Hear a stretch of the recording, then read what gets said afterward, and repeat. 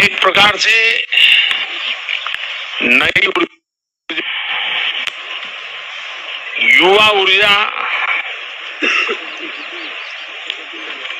और कुछ कर गुजरने के इरादे वाली ये लोकसभा है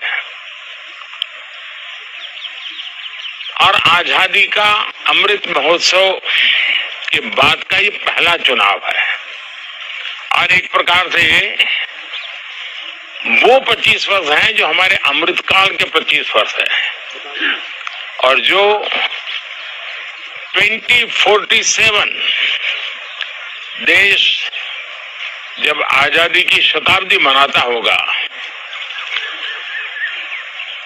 एक प्रकार से उन सपनों को साकार करने का एक बहुत महत्वपूर्ण पड़ाव ये 18वीं लोकसभा है। साथियों, एनडीए सरकार को तीसरी बार देश की सेवा करने का देशवासियों ने आदेश दिया है, अवसर दिया है। मैं देशवासियों का फिर से एक बार ये अवसर देने के लिए हृदय से आभार व्यक्त करता हूं और मैं देशवासियों को विश्वास देता हूं कि पिछले 2 टर्म में जिस गति से देश आगे बढ़ा है, समाज के हर क्षेत्र में परिवर्तन साफ साफ नजर आ रहा है। 25 करोड़ लोगों का गरीबी से बाहर आना ये अपने आप में हर भारतीय के लिए बड़ा गर्व का विषय है और मैं देशवासियों को विश्वास दिलाता हूं कि 18वीं लोकसभा में भी हमारे 5 साल के कार्यकाल में भी हम उसी गति के साथ उतने ही समर्पण भाव से देश की आशा आकांक्षाओं को पूर्ण करने में कोई कमी नहीं रखेंगे। आज सुबह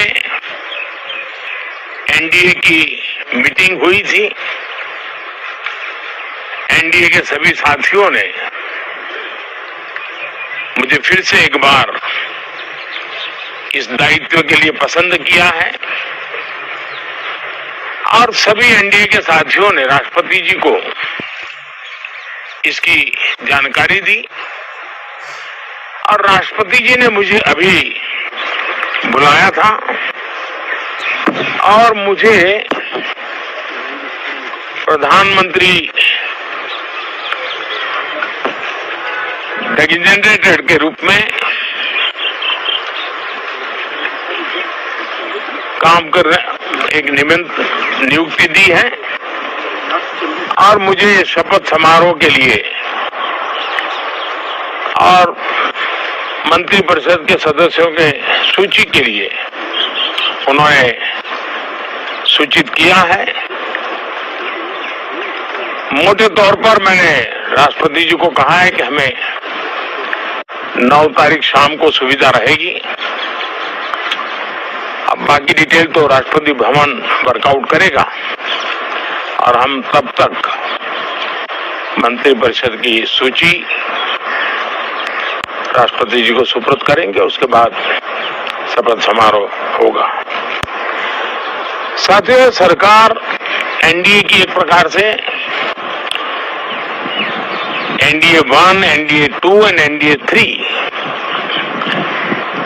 एक निरंतरता है और हमारे संकल्पों को लेकर के, सुशासन के प्रति हमारी प्रतिबद्धता को लेकर के और देश के सामान्य जन के सपनों को पूरा करने के प्रयास के रूप में इस निरंतरता को हम और अधिक ऊर्जा के साथ और अधिक व्यापक विजन के साथ आगे बढ़ाएंगे और समय सीमा में लक्ष्यों को प्राप्त करने का हमारा प्रयास रहेगा। 2014 में मैं बहुत नया था। मुझे अब एक लंबे समय तक इस कार्य का अनुभव मिला है, हमारी टीम को अनुभव मिला है और इसलिए हमारे लिए अब तुरंत ही काम को आगे बढ़ाना बहुत ही सरल रहने वाला है और इस अनुभव का लाभ भी देश की सेवा करने में मिलने वाला है। इन 10 साल के कार्यकाल के दरमियान भारत की वैश्विक जो छवि बनी है, दुनिया के लिए एक विश्व बंधु के रूप में भारत उभरा है, इसका मैक्सिमम एडवांटेज अब शुरू हो रहा है और मुझे पक्का विश्वास है कि 5 वर्ष वैश्विक परिवेश में भी भारत के लिए बहुत उपयोगी होने वाले हैं। दुनिया अनेक संकटों से गुजर रही है, अनेक तनावों से गुजर रही है, अनेक आपदाओं से गुजर रही है। ऐसी विकट परिस्थिति दुनिया ने बहुत लंबे अरसे के बाद देखी है। हर देश इन सारी समस्याओं के बीच अपने आप को बचाए रखना, बढ़ाते रहना, चुनौतियों का डगर डगर पे सामना कर रहा है। हम भारत वाले लोग, हम भारतवासी खुद नसीब हैं कि इतने बड़े संकटों के बावजूद भी हम आज विश्व की सबसे तेज गति से बढ़ने वाली इकोनॉमी के रूप में जाने गए हैं। ग्रोथ के विषय में भी दुनिया में हमारी वाहवाही हो रही है। अब एक स्टेबल गवर्नमेंट मिलने के कारण और परिचित व्यवस्था और नेतृत्व मिलने के कारण दुनिया का भारत के प्रति रुझान, भारत के प्रति उनका आना बहुत तेज गति से होने वाला है और मुझे विश्वास है कि देश के सभी राज्यों को इसका लाभ मिलेगा। देश की युवा पीढ़ी को सबसे ज्यादा लाभ मिलेगा। विकास के नए ऊंचाइयों को छूने में एक वैश्विक भागीदारी का वातावरण आने वाले 5 साल में बनने वाला है। तो इसी संकल्पों और आदर्शों के साथ हम आगे बढ़ेंगे। मैं राष्ट्रपति जी का हृदय से आभार व्यक्त करता हूं। एक बहुत बड़े महत्वपूर्ण दायित्व के लिए उन्होंने मुझे निमंत्रित किया है। आप सबका भी दोस्तों बहुत बहुत धन्यवाद। Thank you. चुनाव में जैसे हम लोगों को भी दौड़ धूप रहती है, मीडिया के साथियों को भी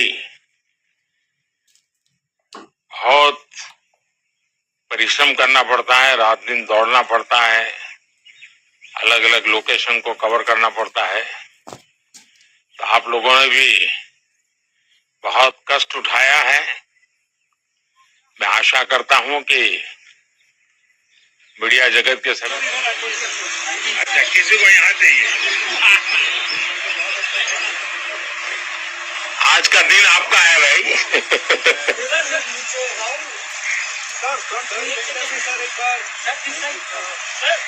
अच्छा तृप्त हुए कि नहीं?